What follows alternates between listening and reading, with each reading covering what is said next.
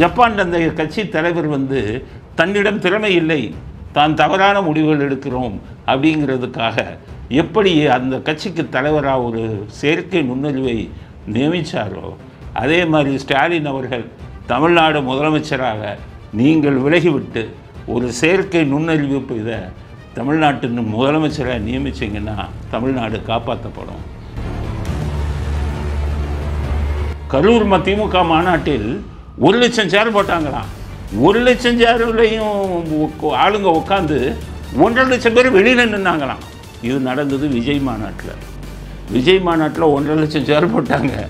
அது ஃபுல்லப் ஆகி எல்லாம் வெளியில் நின்னாங்க. அதை வந்து மக்களை முட்டாளாக்கணுங்கிறதுக்காக கரூர் மாநாட்டில் நீங்கள் பார்த்துருப்பீங்க, சேரே காலி இல்லை.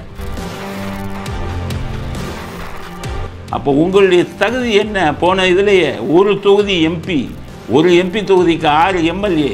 அப்போ உங்களுக்கு தகுதி வந்து அந்த 6 எம்எல்ஏ தானே. 6 எம்எல்ஏலையும் உங்களுக்கு டெபாசிட் கிடைக்குமாங்கிறது சந்தேகம்.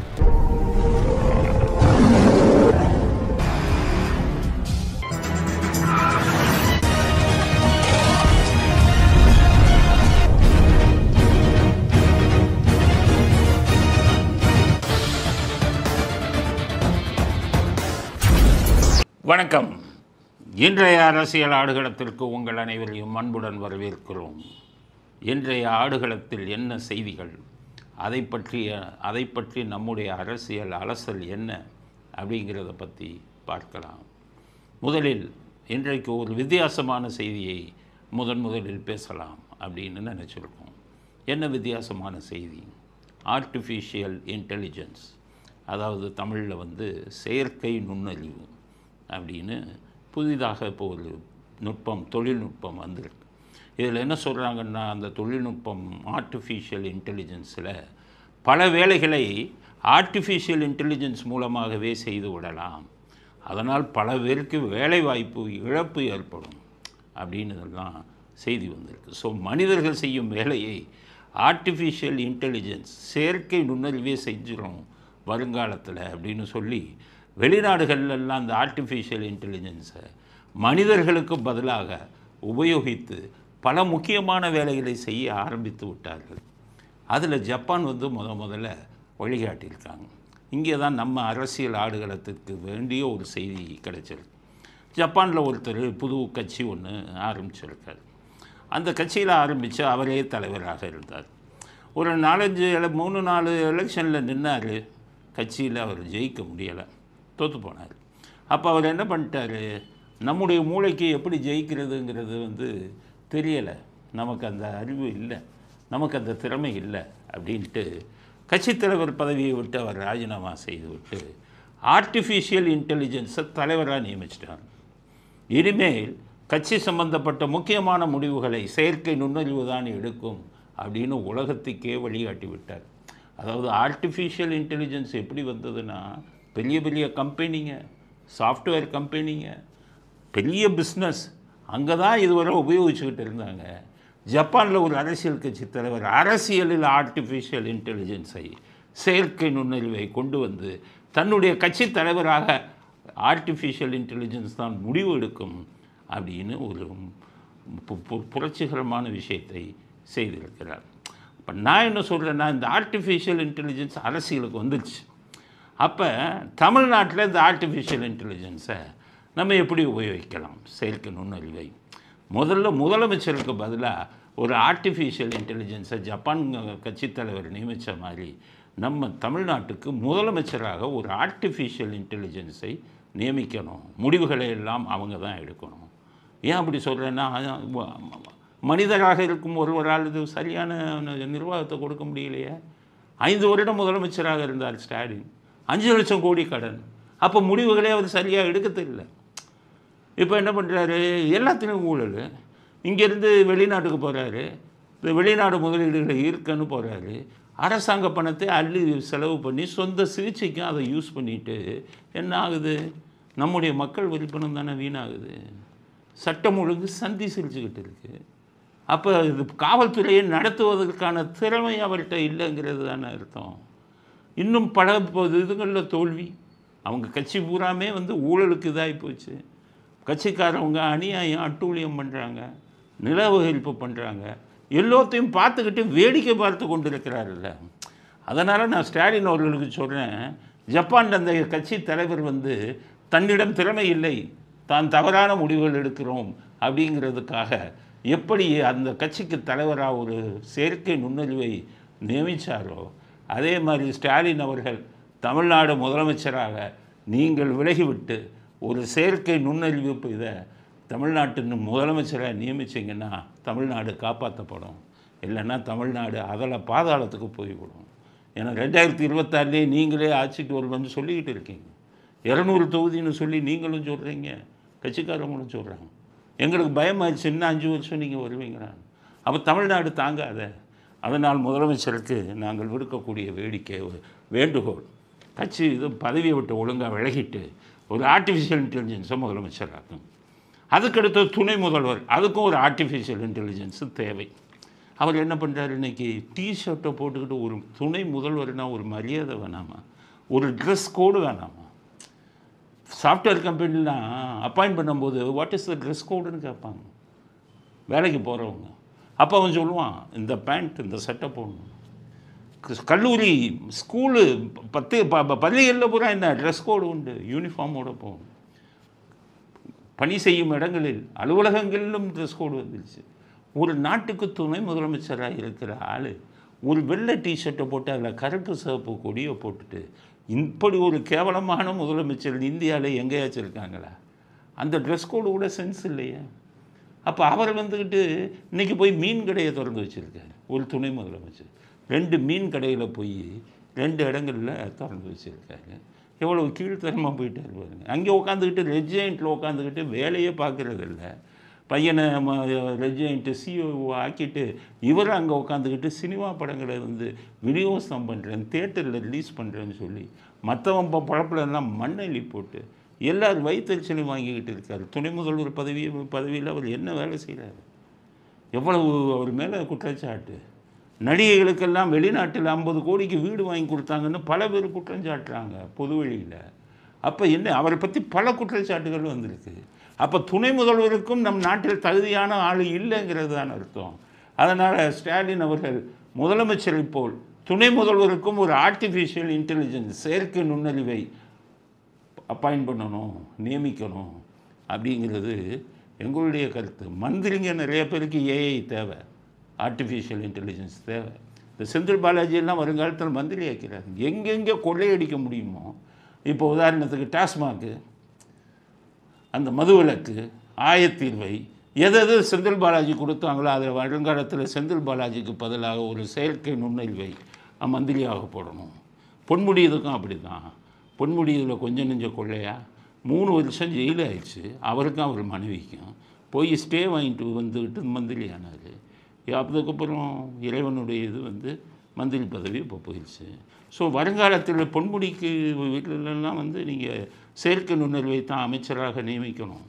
இன்னும் இந்த இப்போ இருக்கிறது சேகர் பாபு சும்மா கோயில் சொத்தை பூரா கொள்ளையடிச்சுக்கிட்டு இருக்காரு அப்படிங்கிறது பெரிய குற்றச்சாட்டு. அவரெல்லாம் ஒரு மந்திரின்னா அங்கே ஒரு நுண்ணறிவை போடுங்க, செயற்கை நுண்ணறிவை.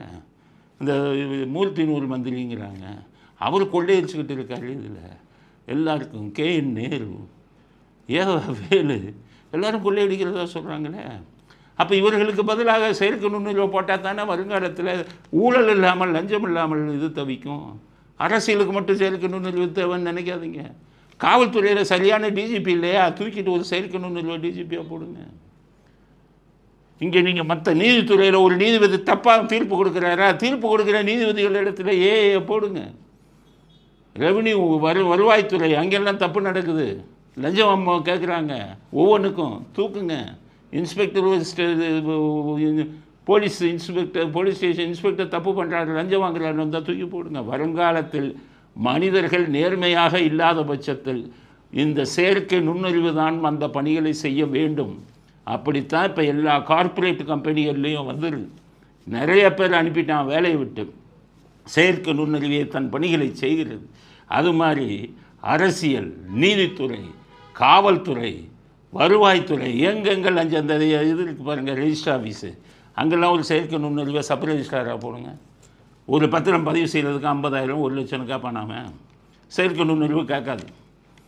அப்போ லஞ்சம் ஊழலை ஒழிப்பதற்கு மனிதர்கள் திருந்த வேண்டும்னு நம்ம நினச்சி அதில் தோல்வி அடைந்து விட்டோம். வருங்காலத்தில் தொழில்நுட்பங்கள் தனது பணியை செஞ்சால் நாடு உருப்படும். குறிப்பாக அரசியல்வாதிகள் அத்தனை பேரையும் யாரையும் மனிதர்கள் இல்லாமல் மனசாட்சி உள்ள கட்சிகள் எல்லாம் செயற்கை நுண்ணறிவை உங்கள் கட்சிக்கு தலைவராக போடுங்கள். அப்போ தான் நாடும் உருப்படும், நீங்களும் திருந்து வைங்க அப்படிங்கிறது இன்றைக்கி ஜப்பானில் நடந்த ஒரு இது சம்பவம், அரசியலில் நடந்த மிகப்பெரிய ஒரு புரட்சிகரமான விஷயம். அது எல்லா நாடுகளுக்கும் வழிகாட்ட வேண்டும், குறிப்பாக தமிழ்நாட்டுக்கும் வழிகாட்ட வேண்டும். செயற்கை நுண்ணறிவு தான் வருங்காலத்தில் அரசியல்வாதிகளாக வர வேண்டும், முதலமைச்சராக வர வேண்டும், மந்திரிகளாக முடிவுகளை அவங்க தான் எடுக்கணும். காவல்துறை, நீதித்துறை, இந்த துறை, உங்களுக்கு வருவாய்த்துறை, எங்கெங்கே லஞ்சம் தலைவிரித்து ஆடுகிறதோ அங்கு மனிதர்களுக்கு பதிலாக எங்களுக்கு தேவை செயற்கை நுண்ணறிவு தான். அந்த காலம் விரைவில் வந்தால் தமிழ்நாடு உருப்படும் அப்படிங்கிறது தான் இந்த ஒரு முக்கியமான இன்று ஒரு முக்கியமான விஷயத்தில் நம்முடைய கருத்தாக நாம் பதிவு செய்ய விரும்புகிறோம். அடுத்தது இன்ஸ்டாகிராமில் ஸ்டாலினின் மோசடி. அதாவது மக்களை முட்டாளாக்குறது மாதிரி இவங்கள மாதிரி யாருமே யோசிக்கவே முடியாது. 1979 தேர்தல் வந்தது. எம்ஜிஆர் இந்திரா காந்தி ஒன்றா நின்னாங்க. இந்திரா காந்தி தோற்று போனாங்க. எம்ஜிஆர் என்ன பண்ணார், ஆளுங்கட்சியாக வந்த ஜனதா கட்சிக்கு ஆதரவு கொடுத்தார். இந்திரா காந்திக்கு படுக்கவும் வந்தது. 2.5 வருஷத்தில் ஜனதா கட்சி ஆட்சி கவுந்து போச்சு. உடனே இந்திரா காந்தியோட கருணாநிதி போய் கை கொடுத்தார். அப்போ தங்கம் விலை கொஞ்சம் கூடி இருந்தது. இப்போ கூடின மாதிரி இல்லை, கொஞ்சம் கூடி இருந்தது. தங்க விலை கூடுறதுக்கு காரணம் மத்திய அரசாங்கம் தான் சொல்லணும். இல்லை, அது உலக பொருளாதாரம், உலக லெவலில் அது கூடுது, அது இங்கேயும் கூடுது. இன்றைக்கி இருக்கிற உங்களுக்கும் தெரியும், சாதாரண எல்லாருக்கும் தெரியும். ஆனால் அன்னைக்கு 79 இருந்த தமிழ்நாட்டு மக்களுக்கு இது தெரியாது. அப்போ கருணாநிதி என்ன பண்ணாருன்னா, மோசடி பண்ணி மக்களே பாருங்கள் தங்க விலை குடிச்சில்ல, எம்ஜிஆரால் தான் குடிச்சோன்னார். பெண்கள்லாம் நம்பினாங்க. ஆமாம், தங்க விலை கூடி போச்சு, என்ன எம்ஜிஆர் சரியில்லை. அன்றைக்கி விழிப்புணர்வு இல்லை. அதனால் என்ன ஆச்சுன்னா, ஏமாற்றி எம்ஜிஆர் தோற்று 2 சீட்டு வந்தார். இவர் பண்ணின ஏமாற்று வேலையில் அப்போ மக்களை நம்ப வைக்கிற மாதிரி இப்போ பண்ணுறான் பாருங்கள். அந்த சோஷியல் மீடியாவில் அரசியல்வாதி பூரா ஐடி டீம்னு வச்சுக்கிட்டு பொய்யாக சொல்கிறான். மக்களை இப்போ மூளைச்சலவை செய்கிறான். மக்கள் இதெல்லாம் பார்த்தோன்னு ஒருவேளை உண்மையாக இருக்குமோன்னு நம்புகிறாங்க. ஆக அவனுக்கு தேவை எதையாச்சும் ஒன்று சொல்லி பதவிக்கு வரணும். நம்ம பொய்ய சொல்கிறோமே, மக்களை முட்டாளாக்க கவலையப்பட மாட்டான். கருணாநிதி வீலியில் ஆரம்பித்தது நான். அதுக்கு முன்னாடி இந்த மாதிரி பொய் பிரச்சாரம் இல்லாததை சொல்கிறது இல்லை. இப்போ ஸ்டாலின் அவருடைய வாரிசு இல்லை. இப்போ கரூரில் மாநாடு நடந்தது, திமுக மாநாடு.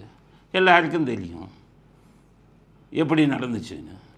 என்ன பண்ணுறாரு, முடிஞ்ச உடனே இன்றைக்கி இன்ஸ்டாகிராம்னு ஒன்று இருக்குது, ஃபேஸ்புக்கு மாதிரி. அதில் பெரும்பாலானவர்கள் இளைஞர்கள் இருக்காங்க. பார்த்திங்கன்னா 10-12 வயசு பையன்லேருந்து இன்ஸ்டாகிராமில் இருக்கான். 35-40 வயசு வரை இருக்காங்க. 40 வயசுக்கு மேலே இருக்கிறவங்க இன்ஸ்டாகிராம்னால் என்னன்னு தெரியாது. அப்போ இந்த இளைஞர்களை முட்டாளாக்கணும். கருணாநிதி அன்றைக்கி இதுக்கு தங்கம் விலை ஏறினதுக்கு எம்ஜிஆரை குற்றம் சொன்ன மாதிரி இன்றைக்கி மூளைச்செலவு செய்யணும்னு ஸ்டாலின் ஒரு தனி அணியை வச்சுருக்காரு. அதாவது சோஷியல் மீடியாவில் பொய்ய பரப்புறது, சமூக வலைதளங்களில்.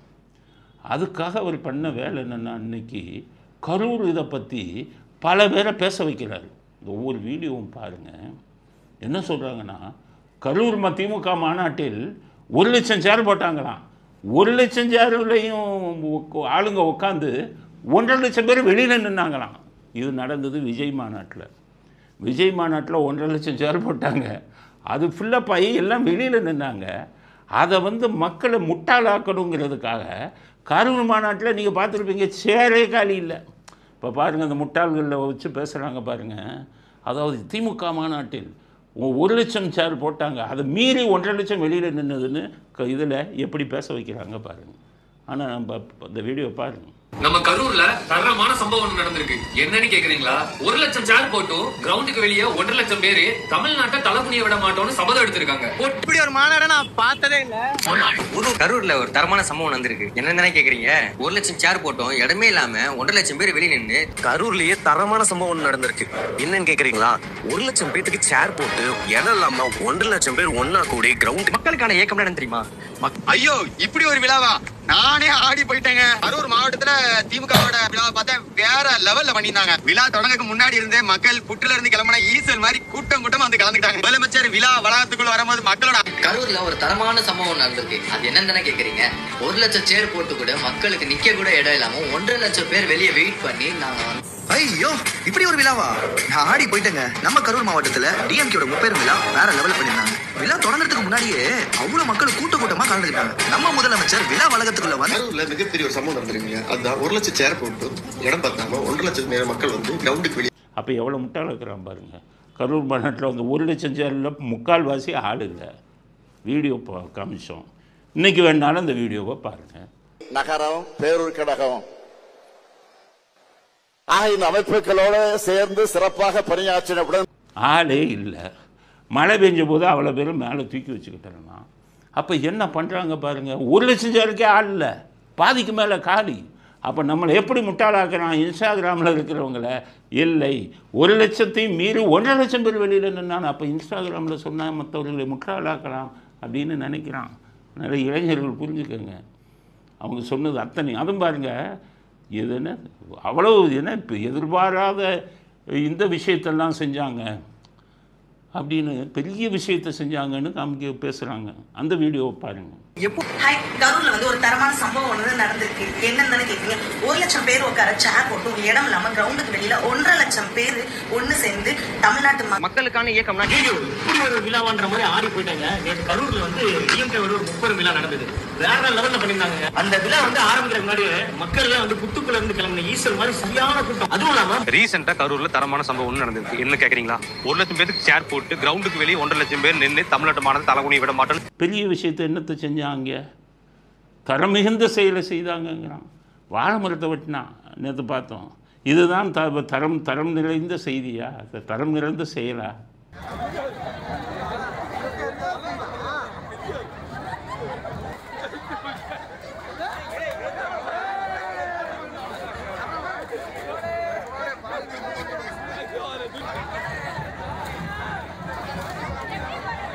பெரிய இந்த தீர செயலா? 3 பொம்பளைங்களை வச்சு ஆட விட்டான்.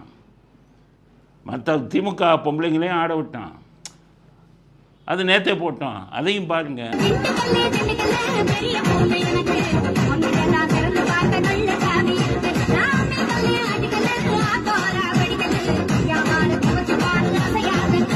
ஆனால் அவன் பேசுகிறத பாருங்க. தரமான செயலை செய்தார்கள் மாநாட்டில்ங்கிறான். உங்களை முட்டாளாக்குறான். அவ்வளவு கூட்டம் 1.5 லட்சம் பேர் வெளியில் நின்னாங்கிறான். இந்த லேடிஸுங்கெல்லாம் பாருங்கள். நேற்று 1000 ரூபா ஒரு லேடி வந்து 1000 ரூபா கொடுத்து கூட்டிகிட்டு வந்தாங்கன்னு சொல்லிச்சு. இன்றைக்கி ஒரு லேடி சொல்லுது 200 ரூபா கொடுத்து கூட்டிகிட்டு வந்தாங்கன்னு சொல்லி. எவ்வளோ பாட்டி தராங்க? 200 ரூபாயா? அப்போ உங்களை எப்படி முட்டாளாக்குறான் இந்த மாதிரி. அதனால் இந்த இன்ஸ்டாகிராமில் போட்டு அத்தனையும் பொய்யான செய்தி. உங்களை போட்டு மூளைச்சலவை செய்கிறது திமுகவும் ஸ்டாலினும். நம்பிடாதீங்க. அங்கே இருக்கிற 1 லட்சம் சேரில் முக்கால்வாசி சேரு காலியாக இருந்த சேரு. அதனால் தரமான சம்பவம் அங்கே எதுவும் நடக்கலை. வாழை மரத்தை வெட்டினதும் 200 ரூபா கொடுத்து வந்ததும் பொம்பளைங்க டான்ஸ் ஆடினதும் தான் தரமான செயல். அதனால் இவ்வளவு கீழ்த்தரமாக மக்களை முட்டாளாக்கும் பணியில், மக்களை மூளைச்சலவை செய்யும் பணியில் ஸ்டாலின் ஈடுபட்டு கொண்டிருக்கிறார். அப்படிங்கிறதுக்காக இந்த இதை இந்த கருத்தை அடுத்த கருத்தாக பதிவு செய்ய விரும்புகிறோம். அடுத்தது அண்ணாமலை பற்றிய செய்தி. அண்ணாமலை என்ன பேசினாரோ அதுக்கு தான் பதில் சொல்கிறோம். அனாவசியமாக அண்ணாமலை பற்றி பேசலை. இன்றைக்கி ஒன்று பேசியிருக்காரு. எனக்கு 3 கோடி கடன் இருக்குங்கிறார் அண்ணாமலை. இன்னைக்கு நான் 3.5 கோடி ரூபாய் கடனாளியாக இருக்கேன். அதையும் பேச மாட்டாங்க. எனக்கு பல விஷயங்கள் தெரிஞ்சதுனால நான் இதுக்கு நான் மறுத்து பேசுகிறேன். 3 கோடி கடன் இருக்குது. அண்ணாமலைக்கு சொல்கிறேன், ஒரு இளைஞராக வந்தீங்க, படித்தவர்னு சொன்னாங்க உங்களை. அதனால் நீங்கள் நல்ல ஒரு அரசியலை கொடுப்பீங்கன்னு தான் நினச்சோம். 3 கோடி கடன் இருக்குதுன்னு சொல்கிறீங்கல்ல, உங்களுக்கு எவ்வளோ எங்கெங்கே சொத்து இருக்குது எவ்வளவு இருக்குங்கிறதுக்கு நான் ஆதாரத்தை கொடுக்குறேன். ஆதாரத்தை வச்சுருந்தா இதென்ன வழக்கு போட வேண்டியதானு சில முட்டாள்கள் அண்ணாமலை. எங்களுக்கு தெரியும் எதுக்கு வழக்கு போடணும்னா அதை என்ன பண்ணணும். அது மிக மிக மோசமான ஆதாரங்கள், அதை விட மோசமான விஷயங்கள் வந்து அதில் பண்ணலாம். அதுக்காகத்தான் காத்துக்கிட்டு இருக்கோம். அவர் வந்துக்கிட்டு 3 கோடி கடன் இருக்கிறதுக்கு நீங்கள் ஆதாரத்தை கொடுங்க, உங்களுக்கு எத்தனை கோடி சொத்து இருக்குங்கிறதுக்கு ஆதாரத்தை கொடுக்குறோம். அப்போ நீங்கள் தமிழ்நாட்டு மக்கள் என்ன முட்டாள் நினைச்சிங்களா இல்லை இழிச்சவான் நினைச்சிங்களா?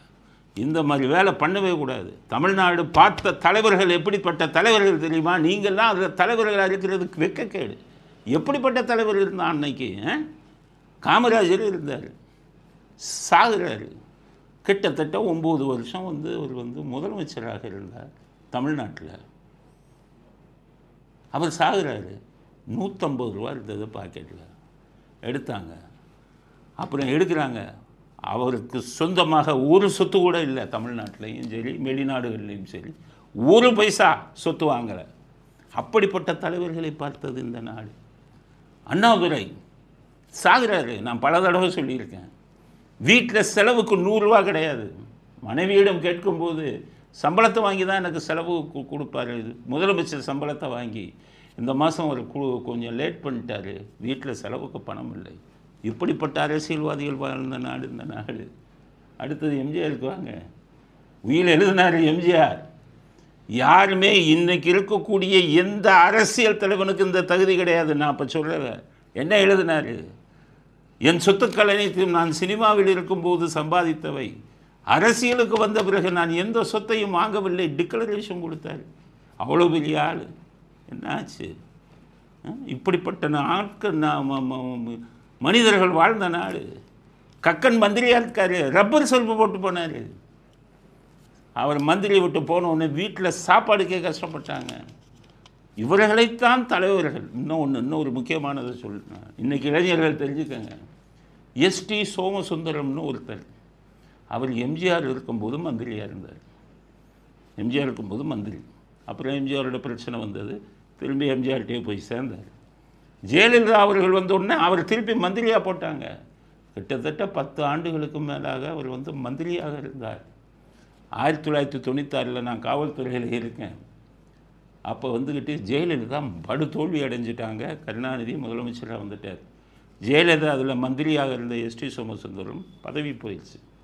அந்த எஸ்டி சோமசுந்தரம் ஒரு புரோக்கரை கூப்பிட்டு, வாடகைக்கு வீடு இருந்தால் பாருங்கள், என்னால் 15,000 ரூபாய்க்கு மேலே கொடுக்க முடியாது.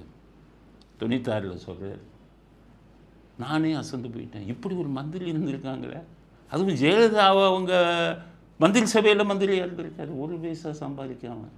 நாங்கள் பார்த்ததெல்லாம் இப்படிப்பட்ட தலைவர்கள், செங்கல் சூழ வச்ச தலைவர்களை நாங்கள் பார்த்ததில்லை. 5 கோடி இதுக்கு சொத்து வாங்கின தலைவர்களை நாங்கள் பார்த்ததில்லை. பால் பண்ணை வைப்பதற்கு ப்ராஜெக்ட் போட்ட தலைவர்களை நாங்கள் பார்த்ததில்லை இந்திய தமிழ்நாட்டு அரசியலில். அது இப்படிப்பட்ட தலைவர்களை நாங்கள் பார்த்தது பூரா கருணாநிதி, ஸ்டாலின், உதயநிதி ஸ்டாலின், அவர்கள் மந்திரி சபையில் இருந்த மந்திரிகள், இவங்க தான் கோடிக்கணக்கில் கொள்ளை அடித்தாங்க. வேறு எந்த கட்சியிலும் இப்படிப்பட்ட கொள்ளை நடக்கவில்லை. இன்றைக்கி இருக்கிற பிஜேபி மோடி எடுத்துக்கங்க. மோடி பேங்க் அக்கௌண்ட் எடுங்க, எவ்வளவு பேங்க் பேலன்ஸ்னு பாருங்கள். அங்கே இருக்கக்கூடிய உத்தரப்பிரதேசத்தில் முதலமைச்சராக இருக்கக்கூடிய யோகியினுடைய பேங்க் பேலன்ஸை பாருங்கள். சொத்து வாங்கியிருக்காங்களா, இது பண்ணியிருக்காங்களா? பாஜகவுக்கு பல உயர்ந்த இதெல்லாம் இருக்குங்க. பாஜக தலைவர்களில் பல இருக்குது. அப்படிப்பட்ட ஒரு அதுவும் தமிழ்நாட்டில் வந்து சுத்தமான அரசியல், சுத்தமான இது சுயநலமாக இல்லாமல் கோடிக்கணக்கில் கொள்ளையடிக்காமல் வாழ்ந்த தலைவர்கள் பல பேர் இருக்கான். கருணாநிதி வந்து தான் இந்த அரசியலை குட்டிச்சவராக்குனாங்க. அதுக்கப்புறம் இவங்க ஜெயலலிதா வரும்போது இந்த இவங்க சசிகலா குடும்பம் வந்து அவங்க குட்டிச்சவராக்குனாங்க. இவங்க 2 பேரை தவிர, கருணாநிதியின் குடும்பம், சசிகலாவின் குடும்பம், இவர்களை தவிர ஜெயலலிதா அவர்களே கொள்ளையடிச்சாங்க. கொண்டு வந்தால் சொத்து கணக்கை கொடுக்குறாங்க, காமிங்க. அவங்க முதலமைச்சராக வந்ததுக்கப்புறம் அவங்க பேரில் வாங்கின சொத்தை காமிங்க. அப்படிப்பட்டது இது இருக்கும்போது நீங்கள் வந்துக்கிட்டு இவ்வளவு சொத்தையும் சம்பாதிச்சுக்கிட்டு எனக்கு 3 கோடி கடன் இருக்குன்னு இப்படி கேவலமான அரசியலை நடத்தாதீர்கள் அண்ணாமலை. உங்களுக்கு இது மாதிரி உண்மையை பேசினா ஒரு ஆளுங்களை குரூப்பை வச்சுக்கிட்டு நெட்டில் போட்டுக்கிட்டு திட்டுறது, கெட்ட வார்த்தையில் இது பண்ணுறது. நீங்கள் யார் யார் என்னை கெட்ட வார்த்தையில் திட்டுற சொன்னீங்களோ அத்தனை பேரும் என்கிட்ட மன்னிப்பு கேட்கணும். பல பேர் இப்படிப்பட்ட கீழ்த்தரமான அரசியலை அண்ணாமலை பண்ணாதீங்க. தயவுசெய்து வாயை திறக்காதீங்க. நீங்கள் உத்தமர் என்று பேசாதீர்கள், கடன் இருக்கிறது என்ற ஊரை ஏமாற்றாதீர்கள் அப்படிங்கிறத அடுத்த கருத்தாக பதிவு செய்ய விரும்புகிறோம். அடுத்தது டிடிவி தினகரன் அவர் திரும்பி இன்றைக்கி பேசியிருக்கார். நான் டெல்லிக்கு வந்து அண்ணாமலை கூட்டிகிட்டு போகிறேன்னு சொன்னார் இல்லையா, நான் கூடிய விரைவில் அண்ணாமலையை சந்திப்பேன், இதெல்லாம் பேசுகிறார். திரு அண்ணாமலை நானும் 9ஆம் தேதி டெல்லிக்கு போறதா இருந்தது. நான் வந்து பேட்டிலாம் கொடுத்தது அவங்க அன்னைக்கு வைஸ் பிரசிடென்ட் எலெக்ஷன்னால தள்ளி போயிட்டு.